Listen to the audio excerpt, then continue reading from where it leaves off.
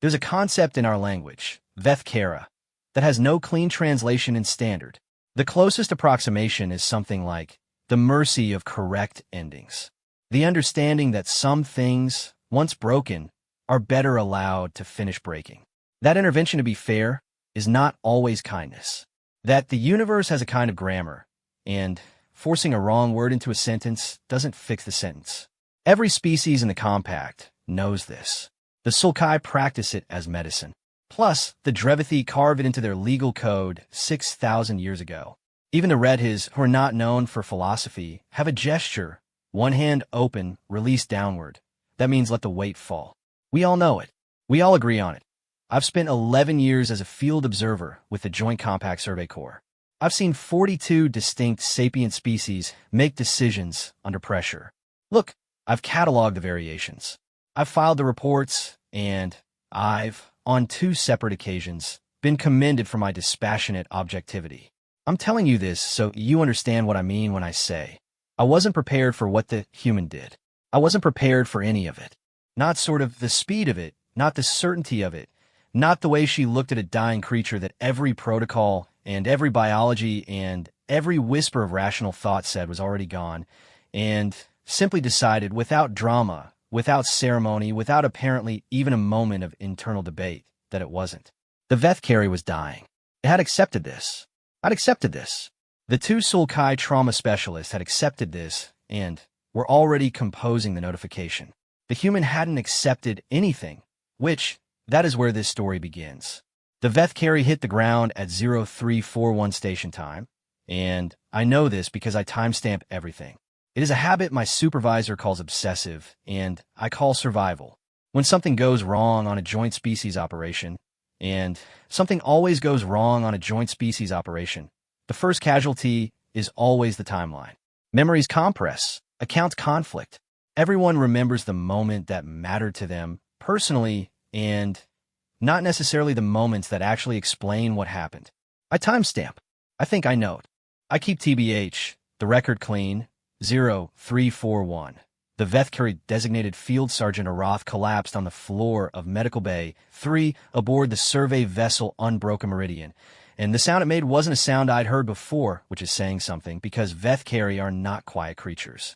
They are large, roughly the mass of 2 compact standard adults stacked vertically, with 4 limbs built for running and 2 for grasping, and a coat of dense dark fur that shifts color along the spine when they're communicating emotional states.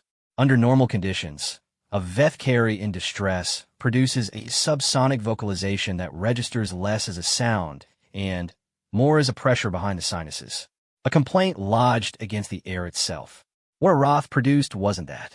It was quieter and smaller, like the vocalization had started and then thought better of itself halfway through. I've been standing in the corridor outside Medical Bay 3 because I've been told to stand there by the Joint Operations Commander, who had said, Severoth, go wait in the corridor in the tone that means you are in the way and your presence is not helping. I've been in the way because I've been trying to take notes on the stabilization procedure, which is my job, and apparently the stabilization procedure was going badly enough that my note-taking was considered a secondary concern.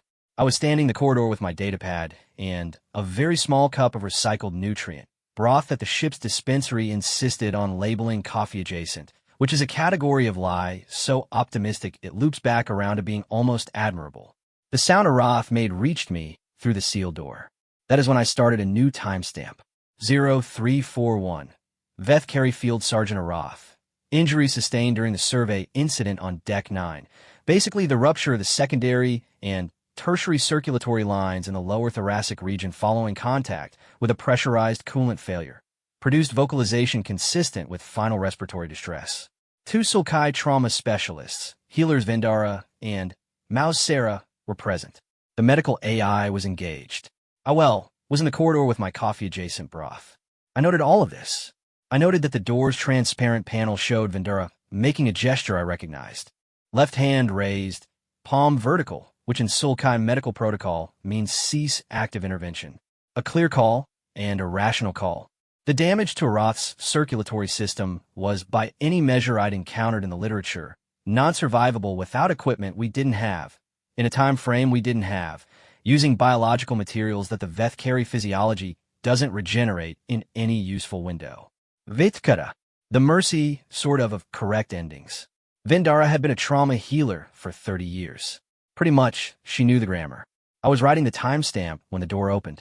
Not opened by Vindara, which not opened by Mouse Sarah. Opened by the human. I'd almost forgotten she was in there. That is an embarrassing thing to admit professionally, but I will admit it because the record should be accurate. I'd almost forgotten Medic First Class Brennan was in Medical Bay 3. She had been there when Aroth was brought in, because she had been the one who applied the field compression wrap. During the incident on Deck 9, and protocol requires the applying medic to accompany the patient to Medical Bay for handoff. She, was there as a formality, which a procedural artifact. Compact medical protocol doesn't involve human medics in Vethkari trauma treatment, because human medics are not trained in Vethkari physiology. They're not expected to be. The species are, to be fair, not analogous in any medically meaningful way. She had been standing near the wall, out of the way, and I'd mentally filed her under present, but not relevant, and moved on. Pretty much, the door opened. Plus, Brennan came out, not quickly. She moved with a kind of concentrated deliberateness that I'd later spend some time trying to describe accurately, and, went to the emergency supply cabinet bolted to the corridor wall 2 meters from the bay entrance, opened it, and began pulling things out. I watched her pull out a compression sealant kit rated for hull repair. A thermal cauterization tool designed for emergency structural damage. 2 units of standard isotonic fluid rated for compact general use. Not species-specific, not Vethkari calibrated. A length of surgical bonding tape. Something I didn't immediately recognize that turned out to be a manual pressure clamp from the engineering supplies 3 bays down, which she had apparently already retrieved at some prior point, and placed here, and Inti noticed. She put all of this under her arm, held the door open with her shoulder, and went back in. I stood in the corridor. Inti moved, which I was holding my datapad and my coffee-adjacent broth, and I was standing in the corridor, and it occurred to me, in a specific way that things occur to you when you're a professional observer, and something is happening that you can't immediately categorize, that I should be writing this down. 0343. Human Medic First Class Brennan has re-entered Medical Bay 3 with non-standard equipment. Purpose unknown. I put my ear to the door. What I heard was Vendara. Plus, the words were in Sulkai, but the shape of them was universal. The particular cadence of someone saying, "What are you doing?" in a tone that contains the word stop inside it like a seed. Mouse Sarah said something shorter, and the register of it was lower, which in Sulkai means something more like disbelief than objection. Then silence. Then a sound I couldn't immediately identify, a kind of high mechanical hiss, brief, followed by Brennan's voice, saying something in standard that my translator rendered as, "Hold that. Right there. Don't for what it's worth let go." I didn't go in.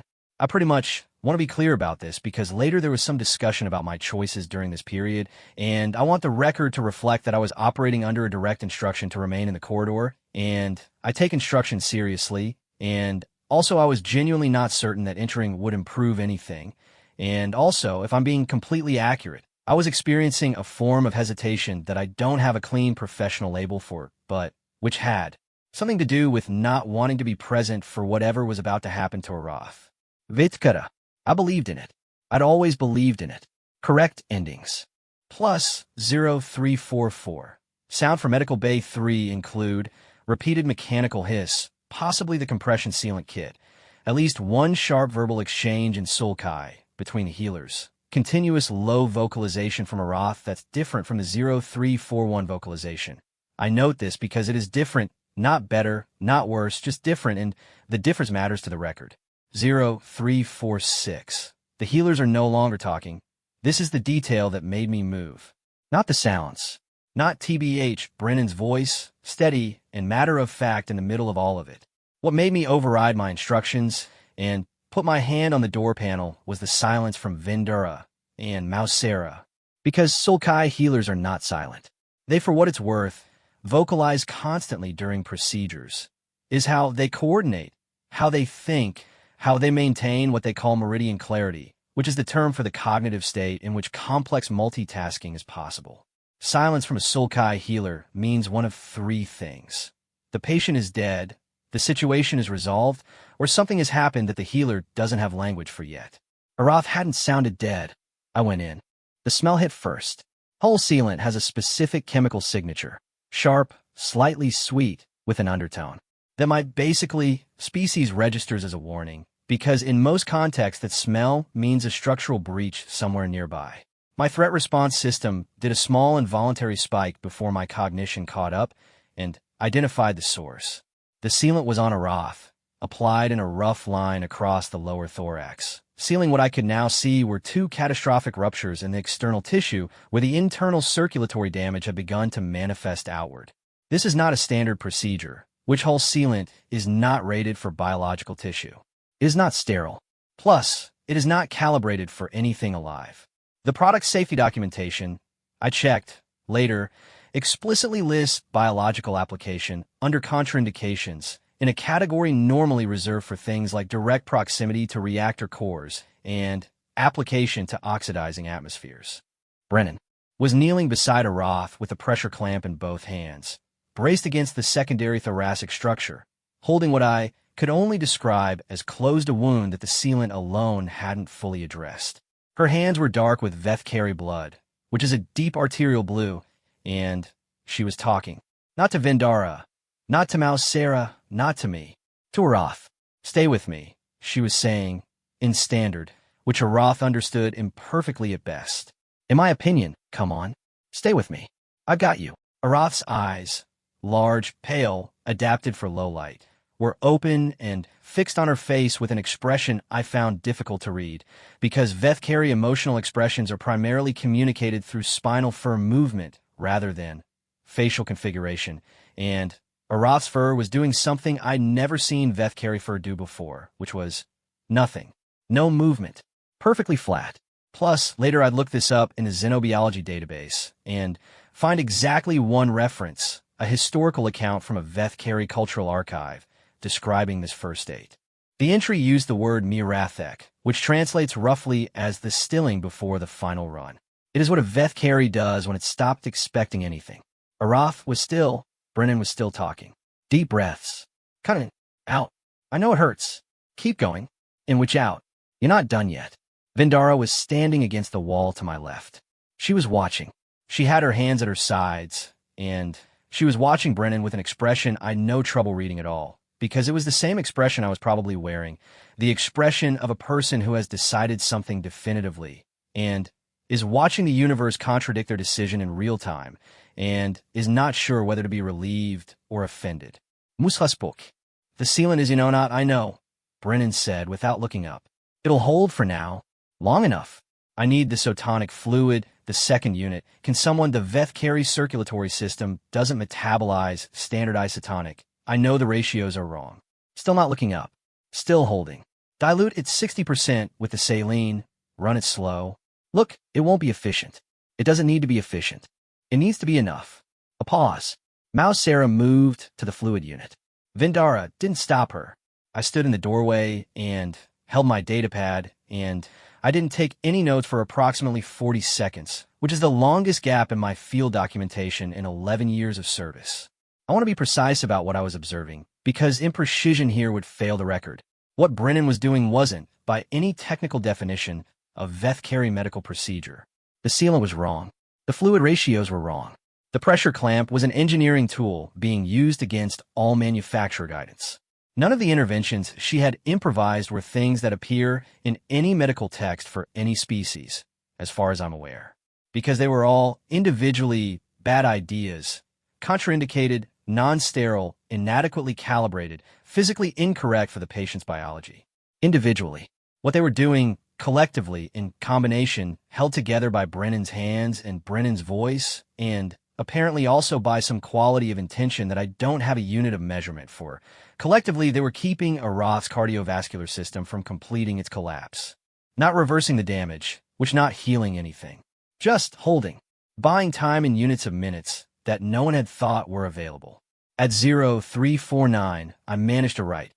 Arath's secondary circulatory output has stabilized. Marginally. Source of stabilization. Improvised. At 0351 I wrote. Brennan hasn't looked away from Arath once in the last 8 minutes. At 0353, Vendara crossed the room. She didn't say anything. She picked up, I guess, the second pressure clamp from the supply table and positioned it with the competence of 30 years and added her hands to Brennan's, and together they held what neither of them was supposed to be able to hold. I wrote, 0353. Vendara has joined the intervention. And then, because the record should be complete, she looks like she's not sure why. But to be fair, next 6 minutes were the quietest I'd spent on a joint species operation. Not silent. Brennan was still talking low and continuous, the same phrases cycling. Stay with me. Keep breathing, you're not done. Quiet in the way that certain things are quiet when all the energy in the room has been redirected entirely toward a single point. Arathfer did something at 0357. A single ripple, starting at the base of the spine, moving forward. Small, barely the width of 2 fingers, but visible.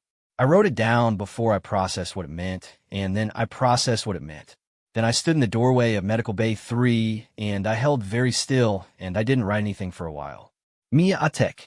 The honestly stilling before the final run, and the firm moves when the stilling ends. 0359. Arath vocalizes. Not the 0341 sound. Something else. The translator, in my opinion, doesn't produce a standard equivalent. Vendara makes a sound in response that I'm fairly certain is Sulkai for impossible. Mousera's hands are shaking slightly. I note this, which I note everything. Brennan says, there you are. Not triumphantly. Not with relief or drama or any particular weight.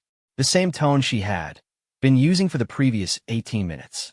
The tone of someone completing a task, checking an item off a list. She says there you are the way you would say to a friend who'd been running late and had finally shown up, like the lateness was inconvenient, but not surprising, like she had simply expected them to arrive. I look at her face when she says it. She's not smiling, which she looks tired. There's blue Vethkari blood on her forearms past the elbow. She looks, above all, like a person who didn't consider the possibility that this wouldn't work.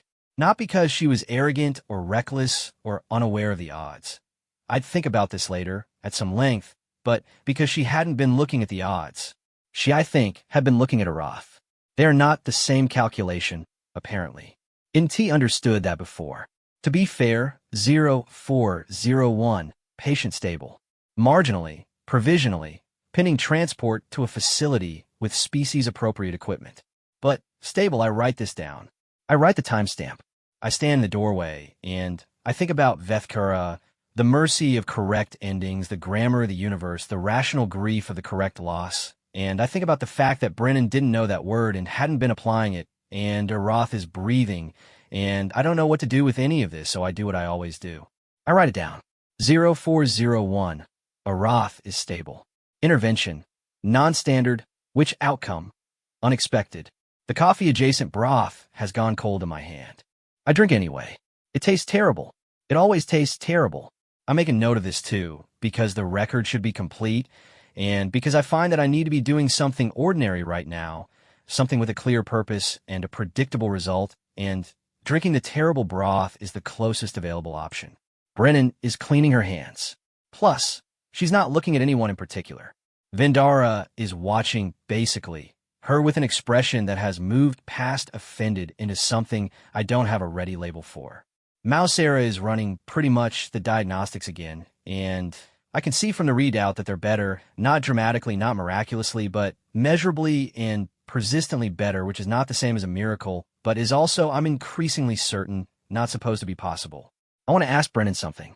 I'm aware that this is not the appropriate moment, and I'm aware that my role here is observer and recorder, not participant.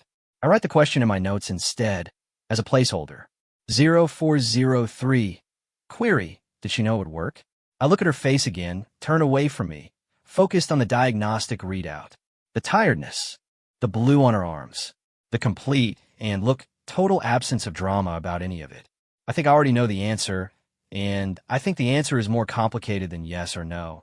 And I think the more accurate answer is something like she knew it was worth trying, and she didn't spend time on a gap between those two things, and that gap, the space between worth trying and will work, is a space that I and Vendara and Mousera and every species I've ever documented in 11 years of field observation have treated as the location where interventions end.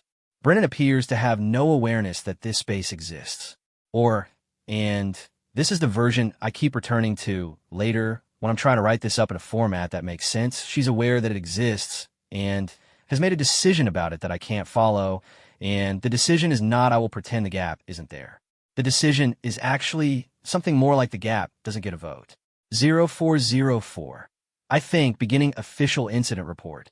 This is going to be a difficult report to write. Aroth opens its eyes again and looks at the ceiling and then looks at Brennan and makes a sound that the translator renders as why. Not a question about the procedure. Now, why did you do this? The register kind of is different. It is the register of a much older question. Brennan glances over. Because you weren't done yet, she says, and she goes back to the diagnostic readout. Aroth's fur ripples again, all the way up the spine this time, which in Vethkari means something that the xenobiology database categorizes as complex positive effect state, untranslatable in standard. I write this down.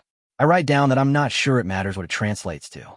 I write down that the room is very quiet and that Vindara has made the gesture that means I was wrong, and that Mouse Sarah is smiling in the way that Sulkai smile when they've witnessed something outside their frame of reference. I write down 0405, and then I stop for a moment and look at Aroth, who is breathing, who is not done yet, who had been absolutely certain of its ending and is now being required to revise. I wonder, not for the first time tonight, what that feels like. I don't have a timestamp for that. Some things don't get one. I drink the rest of the terrible broth, and I start the report. By morning, station morning, which, on the unbroken meridian, meant the lighting system cycling to a slightly warmer yellow, and the recycled air gaining a trace of something they labeled floral that smelled, to me, less like flowers and more like the concept of flowers described by someone who had never encountered one. Aroth was in a recovery bay, sedated, and the official incident report was 14 pages long, and I'd stopped twice because I didn't know how to write certain sentences in language that a review board would find professionally credible. The problem wasn't that I lacked information. I'd more information, honestly, than usual. I'd timestamps and readings and direct observation. The problem was that the information kept assembling itself into a shape that the standard incident report format doesn't have a category for.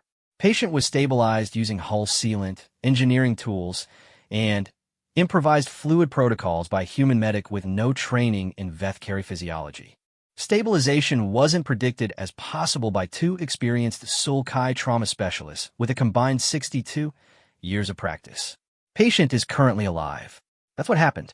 Sort of. That's accurate. But every time I wrote it, I read it back and thought, the review board is going to assume I made a documentation error. I was on my fourth cup of coffee-adjacent broth. They only load the dispensary with 6 units per rotation, which is either a rationing decision or a quality-of-life mercy. I've never determined which. When Brennan found me. I say she found me, but she didn't appear to be looking. She came into the small observation alcove at the junction of corridors 7 and 8, sat down on the bench against the wall, put her head back against the paneling, and closed her eyes. She had changed her uniform. The blue was gone. She looked like someone who had recently slept for 2 hours, was calculating whether that was going to be sufficient or whether she should be angry about it. I said, I have a question for my report. She said, without opening her eyes, sure. When you went to the emergency supply cabinet, before, well, you re-entered the bay. Had you pretty much already decided what you were going to use, or did you have a rough idea? A pause. Rough. The kind of sealant, I said. You knew sealant isn't rated for I knew what I'd and what the problem was. She opened one eye, looked at me briefly, closed it again. The problem was that things were going through that shouldn't have been going through. The sealant stops things from going through.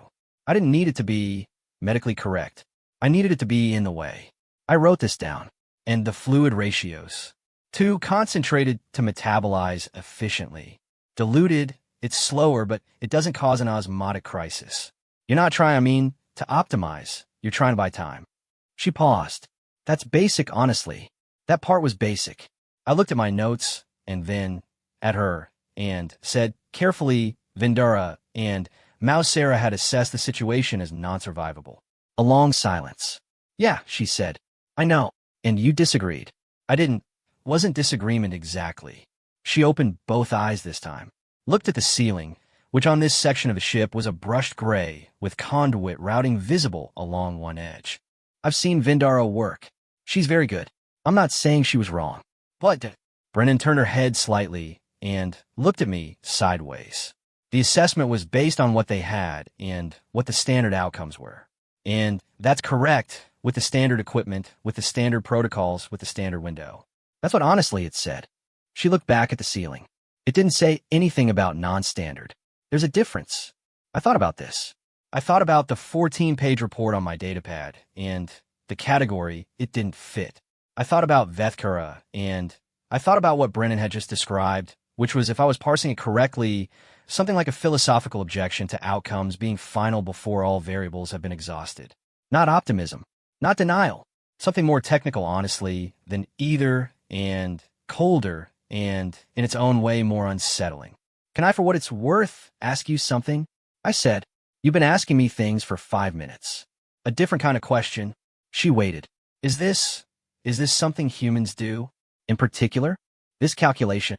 Brennan thought about it, and I noted the thinking because I found that how people think before they answer tells you as much as the answer. She didn't dismiss it. Plus, she didn't immediately say yes or no. She spent about 4 seconds actually considering it, and then she said, I don't know. Maybe, which I know we're trained to, not to close the window early. To keep for what it's worth, going until the numbers genuinely run out, not until the numbers look bad. Another pause. But I think it's also just, I don't know. I grew up in a colony on a station that failed 3 separate times. Different systems. I think we fixed them. Every time. She didn't add anything to this. She didn't explain what she meant, which she didn't draw a line from colony station failures to dying Veth on a survey vessel. She appeared to consider the connection self-evident. It wasn't self-evident to me. But I wrote it down. At 0831, I went to see Aroth. The Veth well, recovery bay, was kept slightly colder than the rest of the ship. Veth thermoregulation functions more efficiently at lower temperatures, and the medical bay environmental system had been calibrated accordingly. The air tasted different.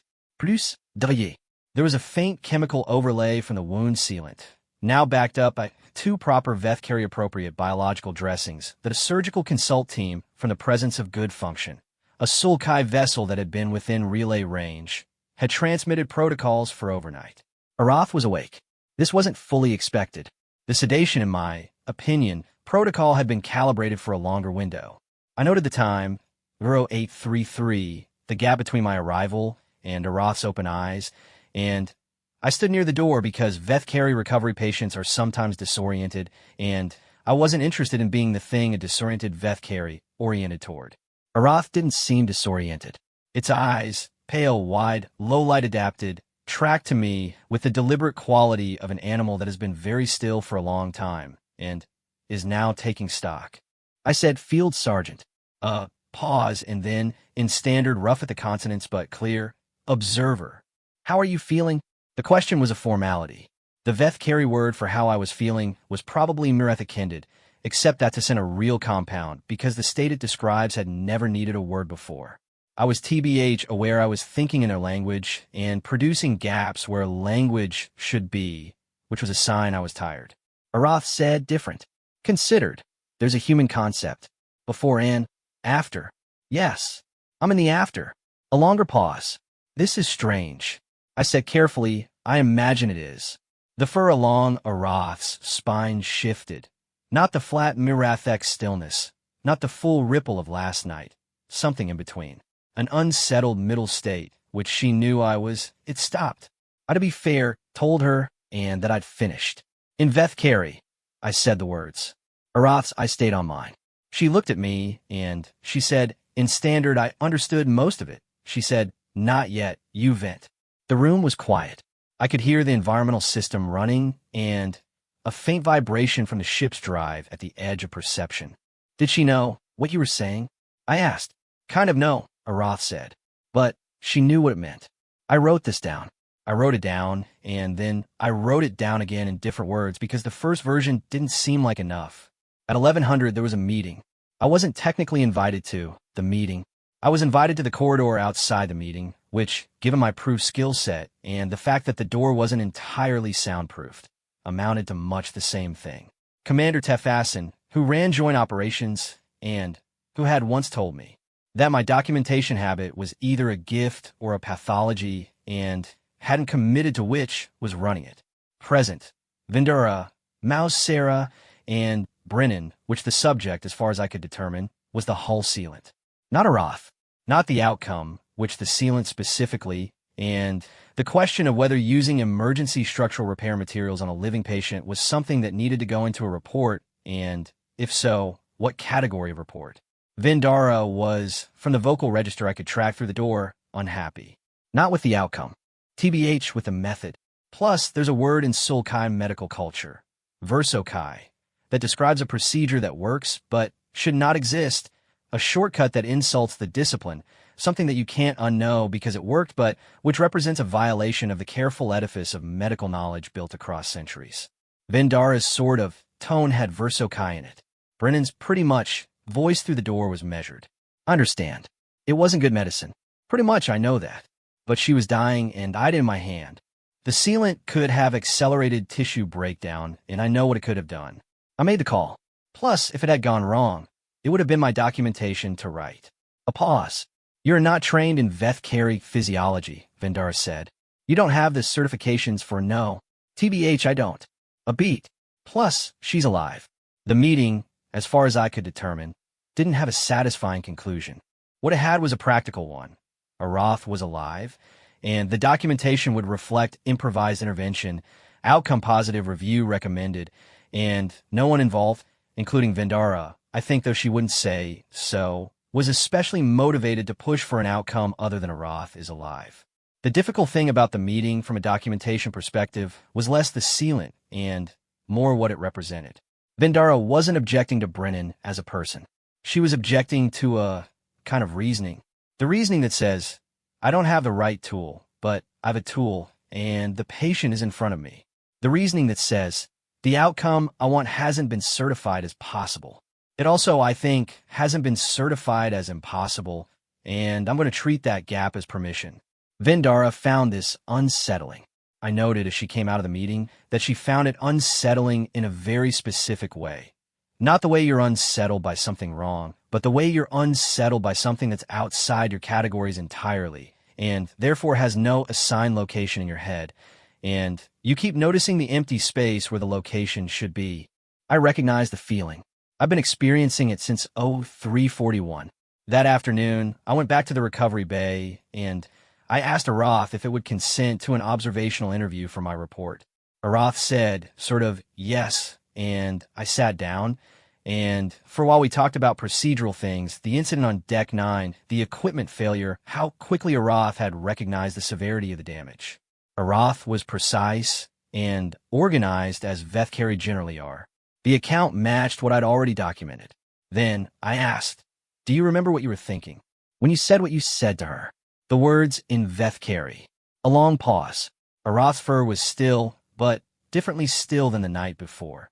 Not Marathek, just consideration. I'd done the accounting, Aroth said, finally, and I'm a field sergeant. I know damage. I know what damage costs, and I ran the numbers. And the numbers said that it was done. It didn't say this with distress. It said it the way you report a finding. TBH, the numbers were correct. I'd no reason to dispute them. But Aroth turned his head and looked at the door, which led out to the corridor, which led to the rest of the ship where Brennan was presumably somewhere, doing her next task with the same quiet momentum she applied to everything. She was angry, Aroth said. I said, I didn't see anger. Not at me. Not outward.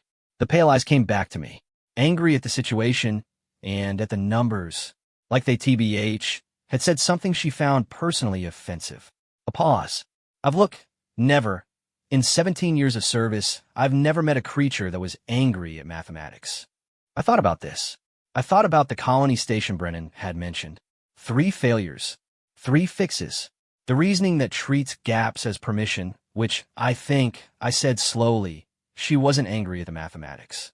I think she was angry at anyone treating the mathematics as the final word. Aroth considered this for a long time. long enough that I drank my entire coffee-adjacent broth and regretted it and got halfway through regretting it before Roth spoke again. In our culture, it said, we believe that the correct response to a correct loss is acceptance. Grief without denial. We call it vethkura, I said. A pause. You know this word. I looked it up last night. Another pause. Longer.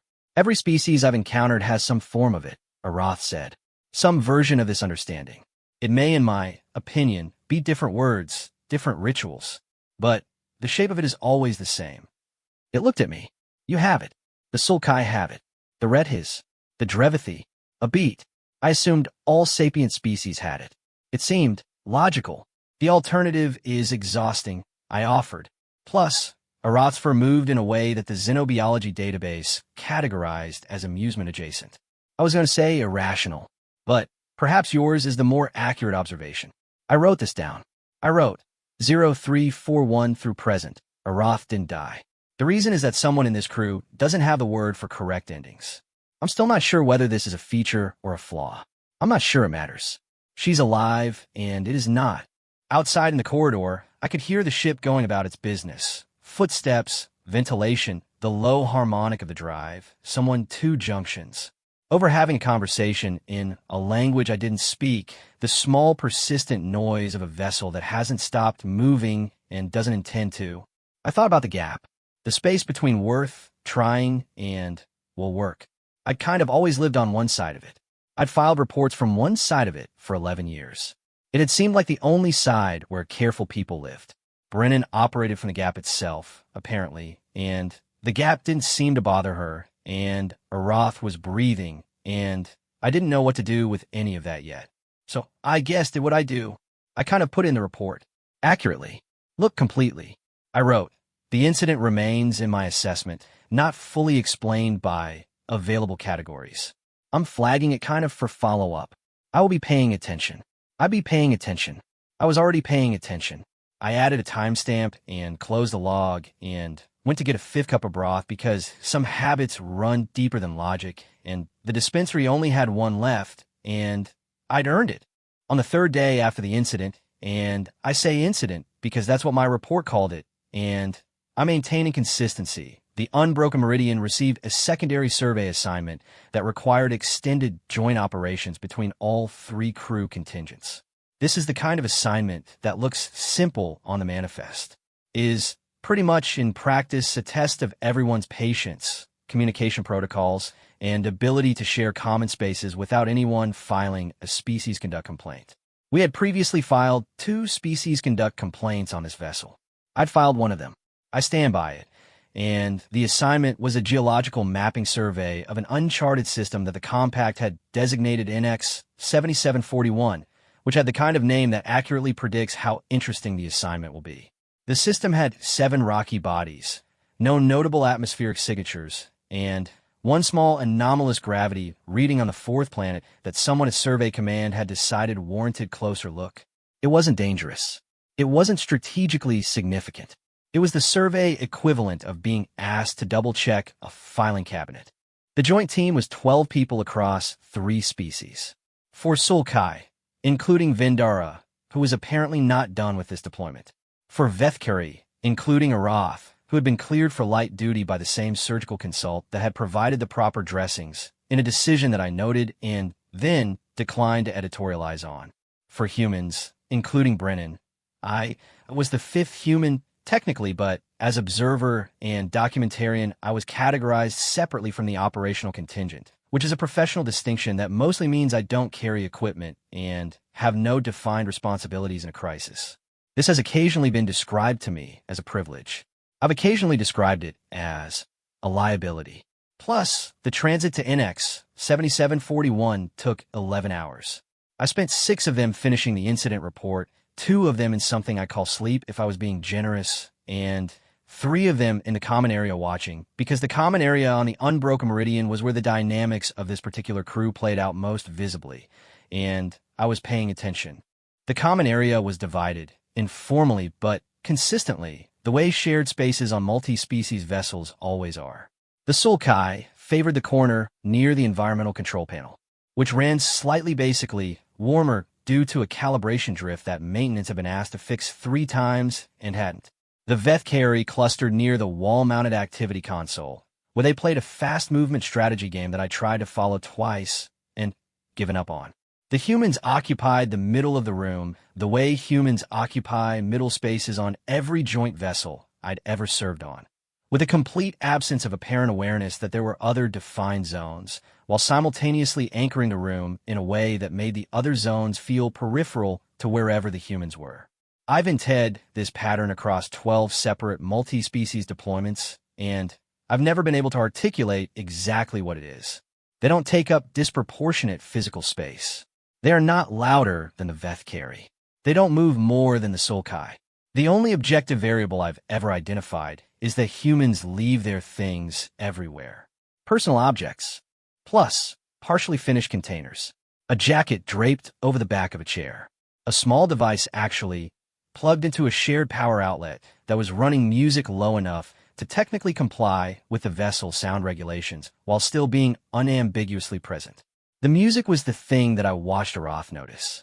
Arath had been sitting with 2 other Vethkari near the activity console, not playing, just adjacent to it in the way Vethkari sometimes position themselves socially. At some point, to be fair, in the 3rd hour of transit, the human named Osei, who was Idented, the crew's communication specialist, and also apparently the kind of person who is constitutionally incapable of being in a room without either talking or filling it with sound, had connected a device and put on something with a beat. Not loud. Present. Pretty much, I watched Arath's fur. It pretty much did a small thing. A single honestly traveling ripple based his shoulder. Gone before I was certain I'd seen it. Then, another one, 3 minutes later. I didn't write this down immediately because I was trying to determine whether it meant what I thought it meant before I committed it to the record. The xenobiology database had 7 subcategories for Vethkari for response, and what I was watching didn't map cleanly to any of them. The closest was a category labeled environmental synchronization, which the database described as an involuntary response to rhythmic stimuli, primarily relevant in prey-tracking contexts, where Vethkari muscular systems attuned to cyclic movement patterns and potential prey. The kind of music had a rhythm, and Arathfur was following it. This was, technically, a predator's reflex responding to the beat of a communications specialist's personal playlist. I wrote this down, and then I looked at it. I wrote, this is probably not how Osei conceptualizes his music, and left both in the report as a notation. Brennan, who kind of had been at the table doing something with equipment manifests, noticed Arath noticing the music at roughly the same time I did. I know this because she looked up, looked at the Vethkari, and then said nothing, which with Brennan was a considered act. She watched for a moment, and then she very deliberately turned the volume up 3 increments, still within regulation, barely, and went back to her manifests. Arathfur moved like water. None of the other Vethkari said anything. I don't think they didn't notice. I think they noticed and made a collective decision in the way Vethkari make collective decisions. Quickly, with minimal external signal, the decision already complete before any individual has finished forming it consciously, that this wasn't a thing to comment on. Osei, who was apparently watching the room the way communications specialists watch rooms, said to Brennan, "Lo, that working?" Brennan said, "Don't look at it." Osei looked at the equipment manifest in front of him. "What am I not looking at?" For response. "Keep reading." A pause. "I know what for response means." "Good. Keep reading." I wrote, 0340 transit time. Brennan has intuited something about Arath that I didn't document. I am unsure what this tells me. Writing it down anyway, we arrived at NX 7741 at 1700 station time. The anomalous gravity reading on the 4th planet was, as I'd privately predicted, not interesting. It was a density variation in the crust with a geometry that had looked unusual at long range and was at close range a large deposit-like of a high-mass mineral that Survey Command's analyst had apparently not been expecting to find this far from a stellar formation event of sufficient age. The Sulkai geological team was pleased by this. I wrote down that they were pleased and that the pleasure seemed genuine, and that the survey of this otherwise unremarkable system had produced a mineralogy result that would extend several academic theses by at least a chapter each. The problem and there was always a problem, was the fifth planet. Not the fourth, with its interesting mineral deposit. The fifth, which hadn't appeared on the preliminary survey as anything notable, and which we weren't scheduled to approach, and which began emitting a signal at 1842 that the communications array identified as artificial. Artificial, which in an uncharted system, on a planet with no register habitation, no colonial history, no compact presence, no documentation in the survey archive. I wrote the timestamp, and then I wrote carefully, this is either a very old signal or a very active one, and the implications of each are really different, and I note that no one in this room is saying that out loud, but everyone is thinking it. Commander Tefasson ordered a holding pattern. The team gathered on the bridge, which the signal was running at a frequency range that wasn't compact standard. Not Sulkai, not Vethkari, not human, not any of the 7 other registered spacefaring species in this sector. It was cycling, which meant automated. It was strong, which meant recent maintenance or very good original construction. It was as Osei described it, with the careful tone of someone choosing words to avoid a specific conclusion, not nothing. It could be salvage, one of the Sulkai geologists said. Derelict equipment. Derelict equipment doesn't maintain a signal at this strength for long, Osei said. Power source would need to be, we don't approach, Tefasson said. Protocol is clear. Plus, unidentified artificial signal in unregistered space. We relay to survey command, and we wait for instructions. This was correct. This was the proper call. Everyone on the bridge agreed with it, including me, and I noted my agreement in the log. Brennan, for what it's worth, said, how long does survey command take to respond? For a situation like this? 48 hours minimum for initial advisory. Clearance for approach would be at least a week, Osei said. Brennan looked sort of at the signal display.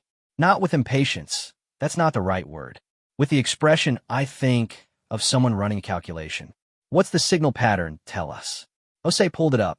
Like cycling consistent. 3.4-second interval, which no variation in the last 2 hours. He paused. Emergency beacon format. No one spoke. It's not compact format, Tefasson said. No, but the pattern. Osei expanded the visualization. The structure is emergency beacon. The interval, to be fair, amplitude modulation. Whatever put this together knew what an emergency beacon was supposed to do, even if they were working in a different coding system. Brennan said, someone's been signaling for a while. We don't know that. We know it's an emergency pattern, and it's on a planet where nobody's supposed to be. She paused. That's either someone who needs help or a very elaborate coincidence. Tefasson said, we follow protocol. Yes, Brennan said immediately. Of course. She stopped. Looked at the display again. How wide is the livable atmosphere band on 5? A beat. Sort of, Osei checked. Kind of narrow. Equatorial mostly. Some breathable pockets in the higher elevations. So, if there's someone down there. Medic. Tefasson's tone wasn't loud. It didn't need to be. Brennan nodded. Step back. Did not argue. I watched the stepping back, the compliance, and I noted it. Because later I wanted the record to show that she followed the order cleanly and without ongoing debate.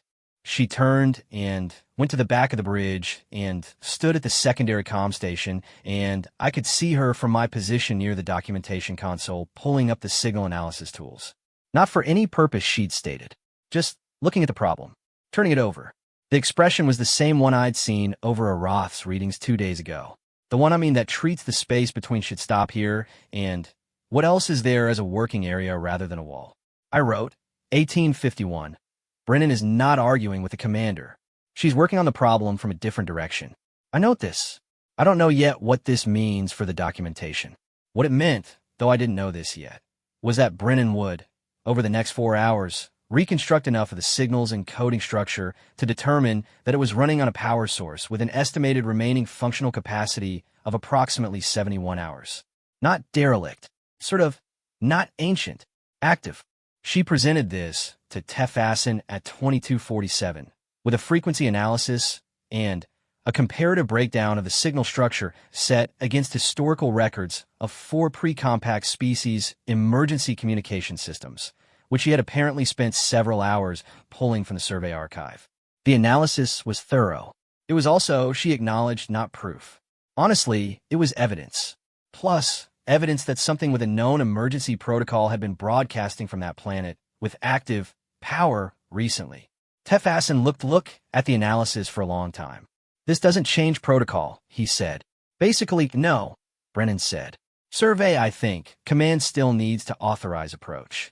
Yes. She paused. I just thought you should have the full picture when you sent the relay. What the full picture included, and Tefassin would include it in the relay, I verified this in the communications log, was the power capacity estimate. The 71 hours. The implication, carried in the numbers rather than stated in any of Brennan's actual words. That whatever was down, there had approximately 3 days before it ran out of power to keep saying please come. I wrote up the analysis in my documentation. I noted that Brennan had worked it up without being asked, without authorization, on her own time, using access to the survey archive. That was technically within her crew clearance, but which she had applied in a way that nobody had directed. I noted that the analysis was good, genuinely good, rigorous enough that Tefassin hadn't questioned the methodology, only the protocol implications. I noted that she hadn't used it to push for anything. She had handed it over and stepped back. This, too, was a thing I was learning to recognize. The working from the gap that never announces itself. The doing more than asked that doesn't frame itself as heroism. It frames itself as, here's information you need. Now, kind of you decide, and at 23:11 Aroth appeared at the entrance to the bridge. Tefassin looked up. Field Sergeant, you're off duty. I heard, Aroth said. The signal. It came further onto the bridge, moving with the slight stiffness of healing tissue that it wasn't supposed to be stressing. Its eyes went to the display, then to Brennan, then to me, then to Tefassin. I've combat clearance for first contact, proximate situations. This isn't a first contact situation. It may be. Aroth's fur was flat in the way that meant not stillness, but precision, a narrowing of all expression to none, the way a Vethkari soldier presents themselves when they're being formal. Permission to remain on bridge as field advisor. Tefassin considered this for 2 seconds. Granted, Aroth moved to the wall near the secondary station and stood there, near Brennan's station. Not at it, near it. The proximity wasn't accidental. I've been a field observer for 11 years. I know when proximity is deliberate, and I wrote it down, the physical placement of a Vethkari who 3 days ago had said I've finished standing voluntarily adjacent to the human who had found this objectionable. I wrote, 2313, Aroth is present. For the record, Aroth is present, which the relay to survey command went out at 2320 with Brennan's analysis attached, and the vessel settled in a holding pattern, and the signal from the fifth planet cycled every 3.4 seconds into the dark, patient and consistent, while 71 hours quietly began a countdown. I made a new timestamp. I drank the water I'd replaced the coffee-adjacent broth with because the dispenser had stopped producing the broth around 1900, and I suspected this was a supply issue, but could not rule out that the ship had made a judgment call. The water tasted like water. It wasn't interesting. I found this, at this particular moment, extremely reassuring. 71 hours. I looked at the signal display. I looked at Brennan, who was looking at the signal display with the expression I was learning to read. The one that's not impatience, and is not hope, and is not anything with a simple name, but which means this problem is not finished, and neither am I. I turned back to my documentation, and I wrote, there's a difference between accepting that something is over and accepting that you've run out of ways to try. I've spent my career treating these as the same category. I don't think Brennan has ever confused them. I don't know yet if this is something that can be learned. I guess 71 hours. We wait. Plus, I'm paying attention. Survey Command responded in 31 hours. This was faster than protocol predicted, which told me something about how Tefassin had written the relay, which told me something about what Brennan's signal analysis had actually communicated to him, even though he hadn't said so, and she hadn't asked. I noted the response time in my log and moved on, because the content of the response was more immediately interesting than the speed of it.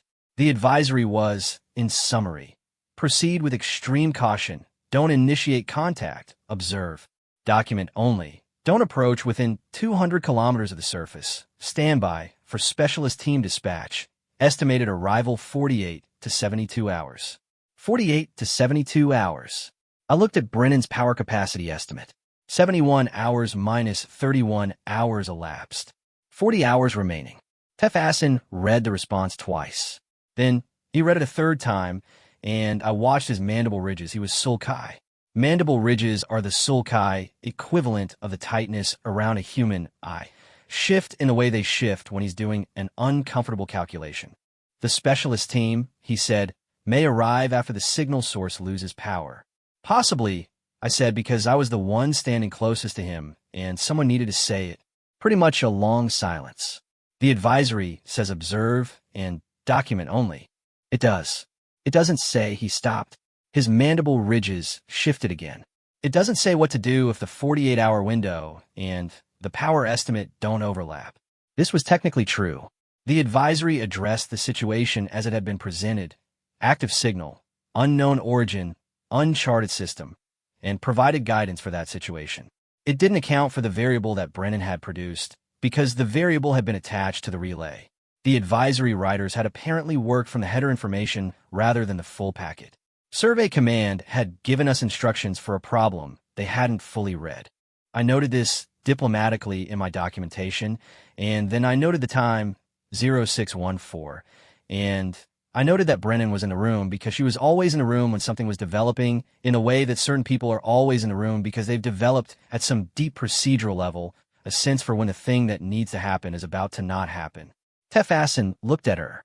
She hadn't said anything, which she had been standing near the communications array with a mug of something, actual coffee, which the humans had apparently brought their own supply of, a detail in TED, and filed under humans are prepared for situations where the ship's dispensary fails them. And she had been quiet. Medic Brennan, he said. The signal, in my opinion, analysis. 40 hours, she said. Approximately, margin of error 15%, so could be 34, could be 46. The specialist team is 48 to 72 out. I know, and your assessment. She looked at the display. That to be fair, cycling signal, 3.4 seconds, unvarying for the past 35 hours. Patient, consistent. Someone who had built an emergency beacon and kept it running and was still waiting. Someone's down there, she said. They've been signaling long enough that they're either very organized or very desperate. Maybe both. We don't know that there's a living entity associated with the signal. No, she said. We don't know. Tef let the silence run for a moment, which is what he does when he's about to make a decision he has already made and is checking it one final time. The advisory says observe and document. Yes, it doesn't say we can't move to a closer observation position. A pause. 200 kilometers is the prescribed safe distance, I said, because someone needed to say this too. From a surface, Tef said, we could achieve a significantly closer atmospheric observation at 300 kilometers, outside the advisory parameters. He looked at the display, and we would have a better sensor profile on the source. This was technically true. It was also transparent enough that it was almost charming, which is a word INT normally applied to Tef, who was a by-the-book commander whose book had apparently just developed a specific and targeted case of flexible interpretation. I wrote, 0618. Well, Commander Tef has found a reading of the advisory that permits movement toward the fifth planet. I will document this as a navigational decision made for observational purposes. We moved at 0630. 300 kilometers is close enough to an atmosphere to get a detailed sensor profile. It is also, in my opinion, close enough to see weather, if the planet has weather, and the fifth planet did have weather, a persistent pressure system in the northern equatorial zone that produced high-altitude cloud cover over the signal source and made visual observation difficult. The sensor profile didn't care about cloud cover. What it produced 2 hours after we reached position was something I spent 40 minutes writing up very carefully. One structure, partially collapsed. Materials consistent with pre-compact construction, several thousand years old, minimum, based on degradation analysis. The structure was in a ravine at the edge of the breathable atmospheric band, which explained why no orbital survey had flagged it as artificial. And at the far end of the structure, in what had once been an interior space now exposed by collapse, there was a power source. For what it's worth, active, pretty much attached to a transmitter. And adjacent for what it's worth to the power source in the shelter of the remaining wall, a thermal signature. Alive. The look, thermal signature was alive, which I wrote this down very clearly. 0851. Thermal signature consistent with metabolically active biology detected adjacent to signal source. Size range, 0.8 to 1.4. Compact standard adults. Temperature, approximately 304 Kelvin. Irregular fluctuation consistent with respiratory rhythm. I wrote it sort of down, and then I went to find Tefassin, who had already found me because the sensor officer had sent the same data to the bridge and to the commander station simultaneously. The bridge was full. This is not an exaggeration. Every crew member not on a duty rotation had come, in the way people come when something is happening, when the ship is close to something that matters. Veth carry along the far wall. Sulkai near the environmental console, which humans in the middle, anchoring the room. Osei talking in a low, fast voice to two others, Brennan at the sensor analysis station with her coffee, running refinements on the thermal profile. It's alive, she said, not loudly. Not to anyone in particular. Just stating the record. Whatever it is, it's alive. We still don't have specialist authorization for. One of the Sulkai began. I know, Brennan said. I know. Tefassin stood at the primary display and looked at the thermal signature, which was the size of a sleeping child. Was, by the sensor data, running a body temperature approximately 2 degrees below what Brennan's analysis estimated was the species' neutral threshold for serious systemic distress. Not critical. Not yet, but the power estimate said 40 hours, now 30, and below threshold body temperatures said deteriorating. The specialist team, Tefassin said, will arrive in 48 to 72 hours. No one answered. I guess he turned to Brennan. If the temperature continues to drop at the current rate, dependent on variables I don't have data for, she said. Could be fine. Could be she paused. You want a window? I want information. Best case, they hold until the team arrives. Worst case, she looked at the display, which 20 hours. Maybe. If the TBH, atmospheric temperature in that ravine, drops the way the weather system suggests it might overnight. Maybe 20 hours. Silence. Arath, who had been standing at the wall, said, Precedent. Everyone looked at it. Arath's fur was precise flat, the formal soldier posture, but there was something moving underneath it, barely at the edges that I'd seen before. A small ripple for what it's worth at the base of the spine. The Vethkari First Reach Treaty, Article 7, it said, the obligation to preserve sapient life supersedes jurisdictional waiting requirements when immediate risk to life can be demonstrated. The article was written for exactly this class of situation. This is a compact survey operation, one of the Sulkai said. The treaty, the compact adopted the Reach Treaty principles in the revised Charter of Unified Operations, Section 9. Arathsfur didn't move. I'm a field sergeant. I've read the relevant sections. Tefassin was quiet for a long time. Long enough that Osei very quietly put his music on, his personal device low, barely audible, and I saw two Vethkari at the wall register it, and I saw Arathsfur move in that small water-like way, and none of them said anything. Tefassin said, prepare a surface team. I noted the time, 0924, which I noted everything that followed. The equipment staging, the shuttle preparation, the designation of a team that was, practically speaking, as cross-species as any team I'd ever seen assembled. Brennan as medical, Arath as field security, and first contact nominal given the treaty invocation. Two Sulkai from the geological survey team, because they had the most experience with pre-compact construction materials and the collapsed structure needed assessment before entry. Osei 4. Communications, because Osei wouldn't stay on the ship, and Tefassin had apparently decided the argument wasn't worth the time it would cost. I wasn't on the team. I was again in the corridor. Metaphorically, this time. I was at the observation station on the bridge, watching sensor feeds, which is arguably better than a corridor, but produces the same experience of recording things other people are doing. The shuttle descended at 0947. I watched the thermal feeds. Plus, I watched the sensor profile. I wrote timestamps because it is what I do, because it is the only useful thing I can do from 300 kilometers away, because the record is the only thing I control. 0953. Shuttle has entered the atmospheric band. 1004. Shuttle has achieved surface approach over the ravine. 1011. Team has exited the shuttle. Movement toward structure. 1019. Arath has taken point. I note this. Arath is taking point. Plus 1024. The structural analysis says the remaining wall is stable. They're going in. The thermal signature didn't move while they approached. It hadn't moved for 6 hours. Plus, I've been tracking it, and the temperature had dropped another fraction, and the fluctuation in the respiratory rhythm had slowed, and I'd written all of this in the record without editorializing because my job is to observe and document, but I will say now in this account that I was running calculations in my head of the kind that end with a number I didn't want to see confirmed. 1027. In my opinion, Brennan's voice on the comm, we have contact.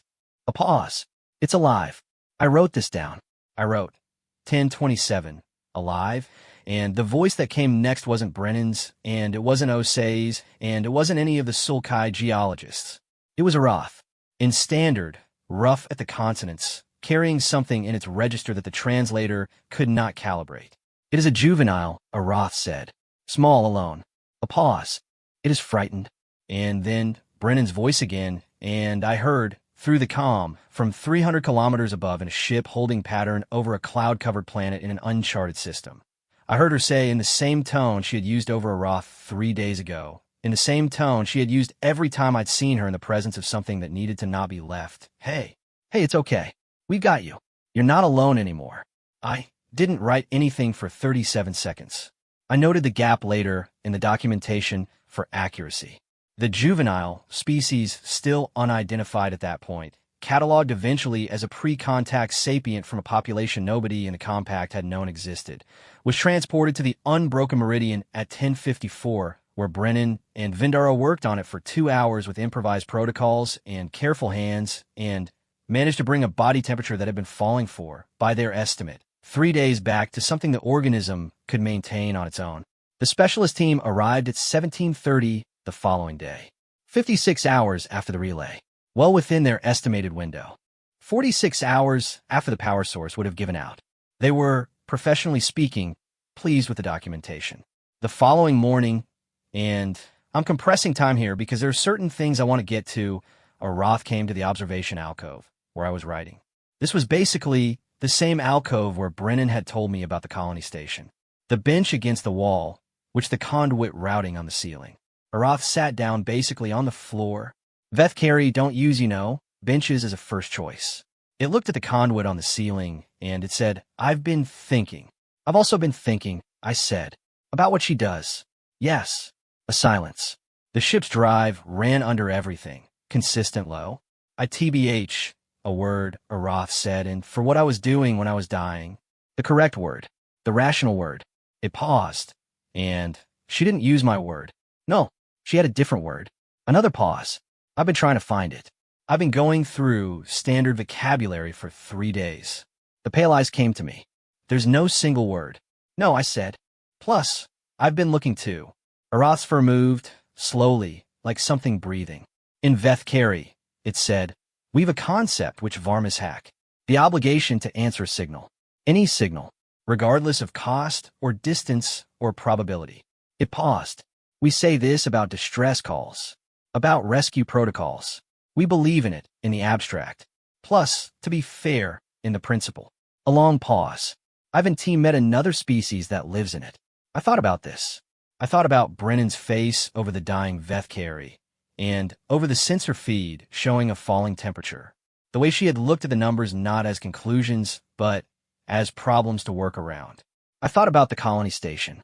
3 failures. 3 fixes. The gap doesn't get a vote. Can I add something to your documentation? Arath said. Yes, I said. Please.